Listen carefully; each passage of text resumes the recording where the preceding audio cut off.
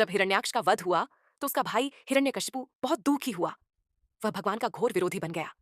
उसने अजेय बनने की भावना से कठोर तप किया। तप का फल उसे देवता, मनुष्य या पशु आदि से न मरने के वरदान के रूप में मिला। वरदान पाकर तो वह मानो अजेय हो गया। हिरण्यकशिपु का शासन बहुत कठोर था। देव दानव सभी उसके चरणों की वंदना में रत रहते थे। भगवान की पूजा करने वालों को वह कठोर दंड देता था और वह उन सभी से अपनी पूजा करवाता था। उसके शासन से सब लोग और लोकपाल घबरा गए। कहीं और कोई सहारा न पाकर वे भगवान की प्रार्थना करने लगे। देवताओं की स्तुति से प्रसन्न होकर भगवान नारायण ने हिरण्यकशिपु के वध का आश्वासन दिया। उधर दैत्यराज का अत्याचार दिनों दिन बढ़ता ही जा रहा था। यहां तक कि वह अपने ही पुत्र प्रहलाद को भगवान का नाम लेने के कारण तरह तरह का कष्ट देने लगा। प्रहलाद बचपन से ही खेलकूद छोधा कर भगवान के ध्यान में तन्मय हो जाया करता था। वह भगवान का परम भक्त था। वह समय समय पर असुर बालकों को धर्म का उपदेश भी देता रहता था। असुर बालकों को धर्म उपदेश की बात सुनकर हिरण्यकशिपु बहुत क्रोधित हुआ। उसने प्रहलाद को दरबार में बुलाया। प्रहलाद बद्धी नम्रता से दैत्यराज के सामने खद्धा हो गया।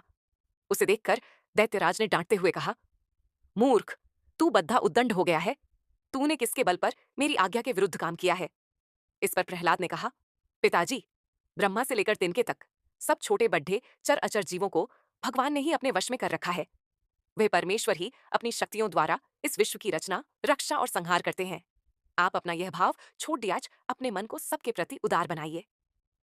प्रहलाद की बात को सुनकर हिरण्यकशिपु का शरीर क्रोध के मारे थर थर कांपने लगा। उसने प्रहलाद से कहा, रे मंदबुद्धि, यदि तेरा भगवान हर जगह है तो बता इस खंभे में क्यों नहीं दिखता?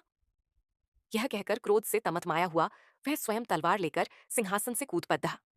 उसने बद्दे जोर से उस खंभे को एक घूंसा मारा। उसी समय उस खंभे के भीतर से नृसिंह भगवान प्रकट हुए। उनका आधा शरीर सिंह का और आधा मनुष्य के रूप में था। क्षण मात्र में ही नृसिंह भगवान ने हिरण्यकशिपु को अपने जांघों पर लेते हुए उसके सीने को अपने नाखूनों से फाड़ दिया और उसकी जीवन लीला समाप्त करके अपने भक्त प्रहलाद की रक्षा की।